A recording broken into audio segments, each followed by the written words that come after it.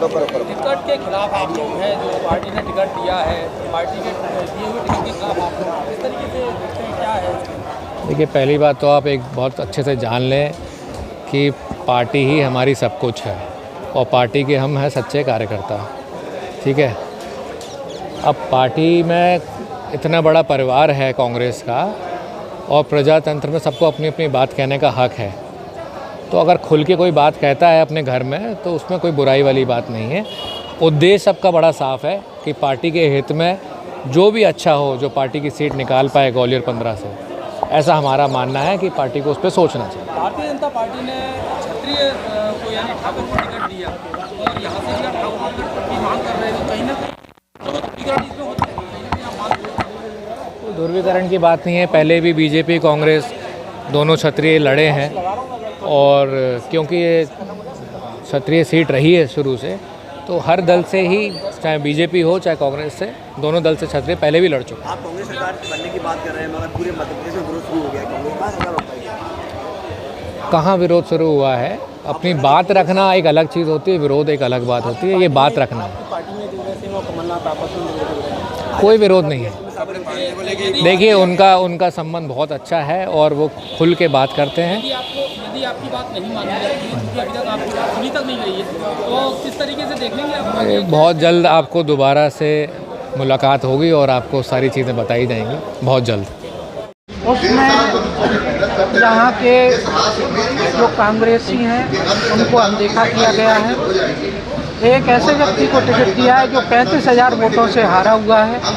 एक ऐसे व्यक्ति को टिकट दिया है जिसकी कांग्रेस के प्रति जो एक संबद्धता है वो भी संदिग्ध है।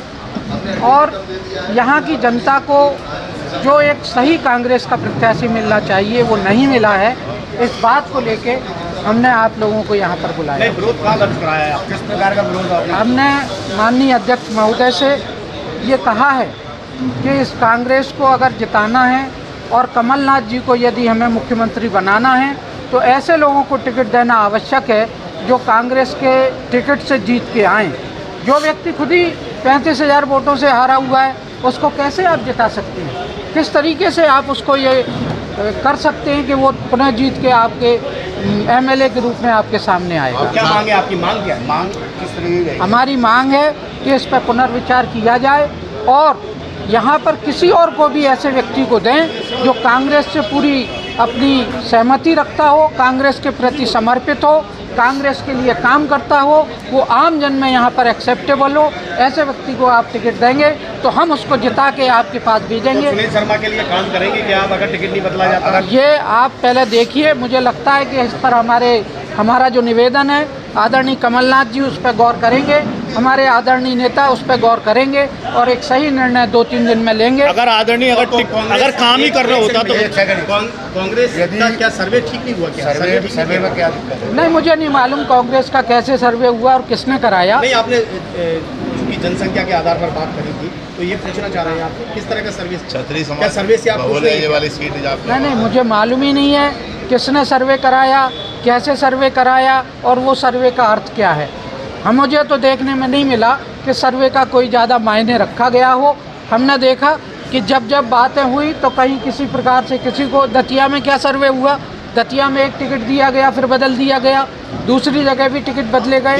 हो सकता है कि यहाँ भी इस तरीके की त्रुटि हुई हो, इसीलिए उनसे अनुरोध कर रहे हैं कि यहाँ का टिकट बदला।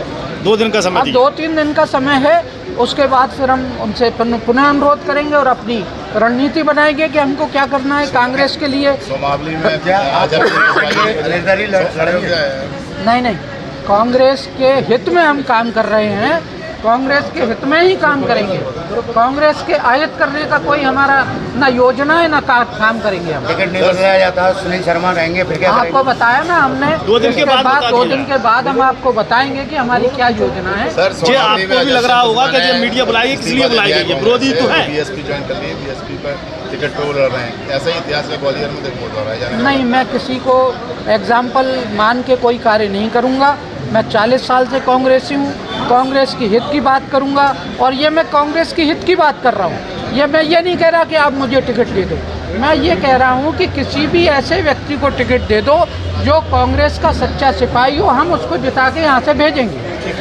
उस टिकट का हम सब कर्मठ कार्यकर्ता विरोध करने के लिए यहाँ उपस्थित हुए हैं और अपने आला कमान को, अपने पार्टी के नेताओं को बड़े विनम्रता के साथ ये आग्रह करना चाहते हैं कि अगर इस टिकट को वापस करके किसी कर्मठ कार्यकर्ता को टिकट नहीं दिया गया तो ये सीट बंदा विधानसभा की कांग्रेस के खाते में नहीं आ सकती, क्योंकि कांग्रेस का कोई भी सच्चा ईमानदार कार्यकर्ता सुनील शर्मा के साथ काम करने को तैयार नहीं है। क्योंकि हम सब लोगों का उद्देश्य है वो बड़े दुखी मन से हम सब लोग यहाँ पर बैठे हुए हैं। एक बार फिर आग्रह कर रहे हैं अपने वरिष्ठ नेतृत्व से कि समय रहते हुए अगर इस टिकट को नहीं बदला गया तो ग्वालियर विधानसभा 15 की सीट तो जाएगी ही जाएगी। आसपास का जो वातावरण इससे दूषित हुआ है इस टिकट से, उससे आसपास की सीटों का भी नुकसान होना अवश्य संभावी है। इन सब बातों को ध्यान में रखते हुए मेरा आग्रह है कि जल्द से जल्द पुनः विचार में इस टिकट को लिया जाए और हम सब ईमानदार कार्यकर्ताओं को एक बार पुनः कांग्रेस पार्टी के। सबसे पहले मेरे सारे मीडिया भाइयों को और हमारी बहनें जो हमारे साथ अपना कीमती समय निकाल कर आए हैं, बहुत बहुत धन्यवाद। पूरा विस्तार में योगेंद्र जी ने आप सबके समक्ष अपनी बात रखी है। मैं बस 2 लाइनों में समाप्त करूंगा कि हम सब पार्टी के बहुत सच्चे और ज़मीनी कार्यकर्ता होने के नाते एक बात अपने नेताओं को कहना चाहते हैं कि आप लोग ज़मीन की सच्चाई को जानें और पार्टी हित में जो भी आपको लगता है कि सीट निकाल सकता है, आप ऐसा टिकट दीजिए जिससे पार्टी का झंडा लहराए ग्वालियर 15 में। यही मेरी इच्छा है और ये हम सब की इच्छा है और सारे पार्टी के कार्यकर्ताओं की, एक आदमी की ग्वालियर 15 में इच्छा है कि ग्वालियर में कांग्रेस का झंडा लहराए, कांग्रेस की जीत हो।